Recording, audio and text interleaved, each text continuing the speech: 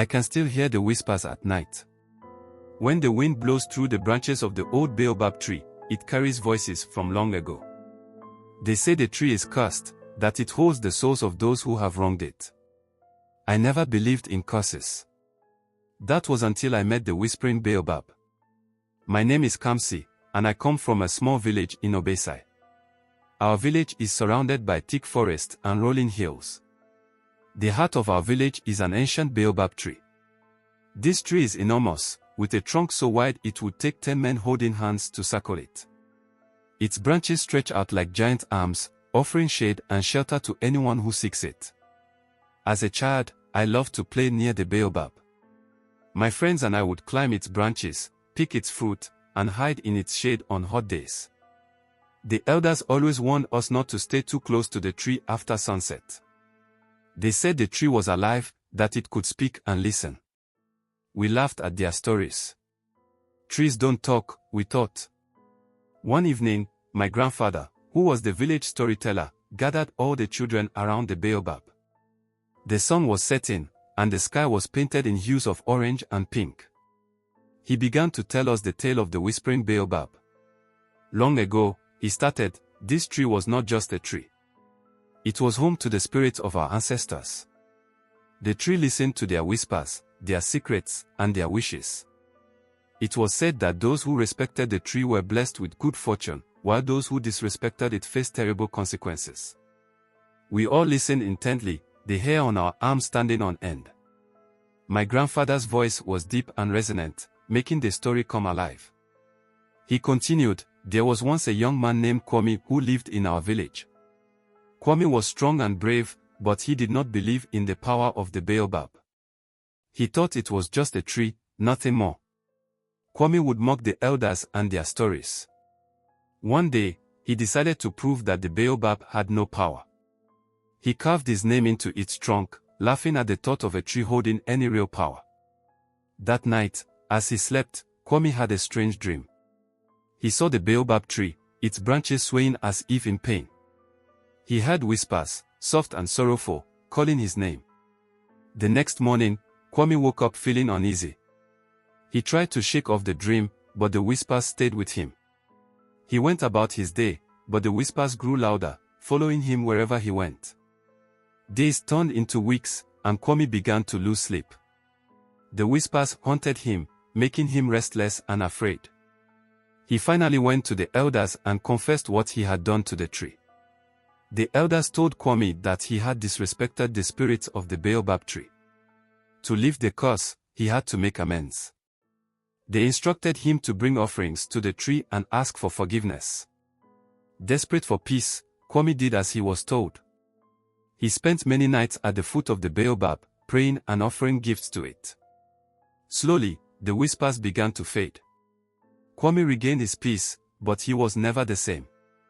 He became a humble man, always showing respect to the baobab and teaching others to do the same. The elders said that the baobab had forgiven him, but it never forgot.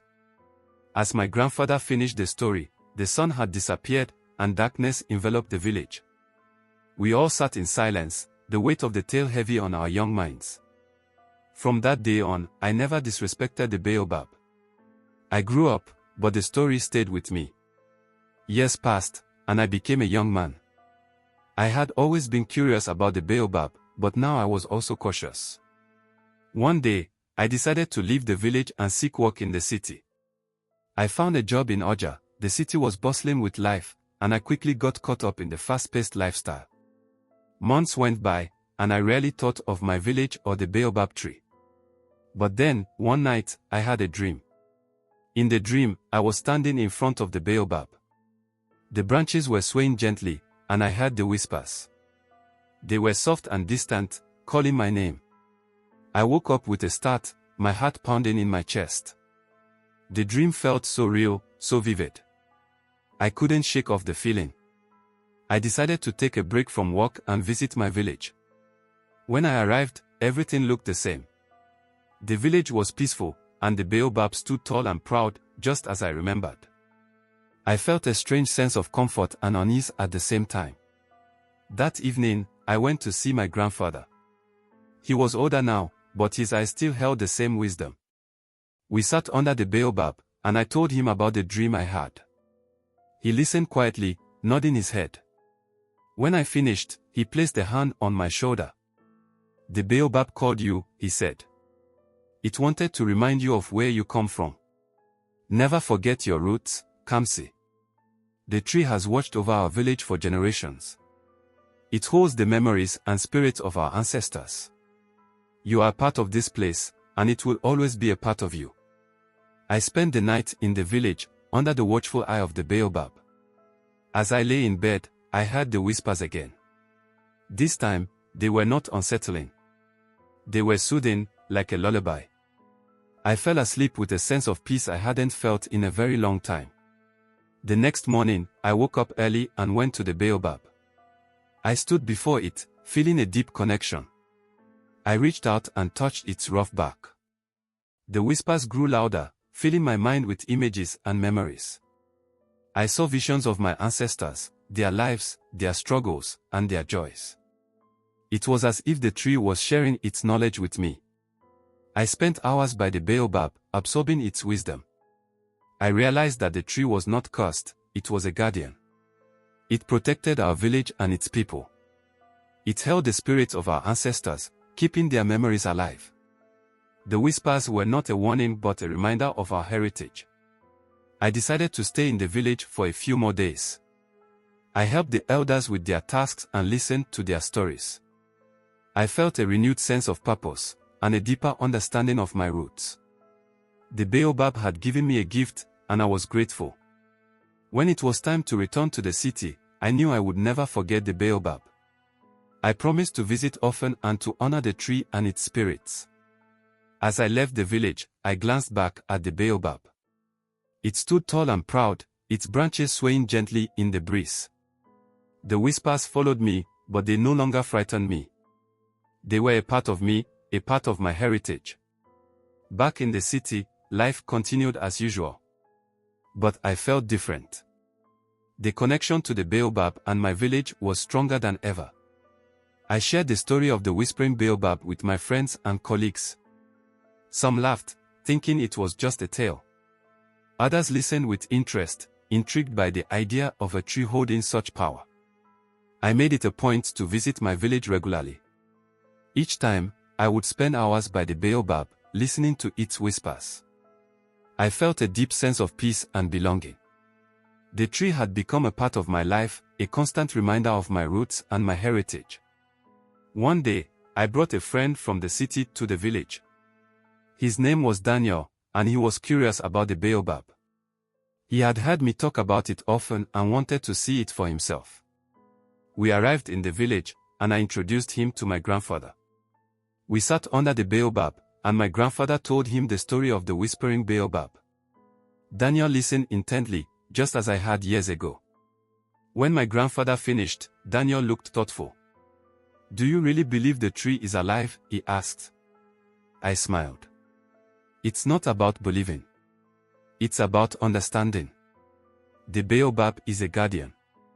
It holds the spirits and memories of our ancestors. It's a part of our heritage."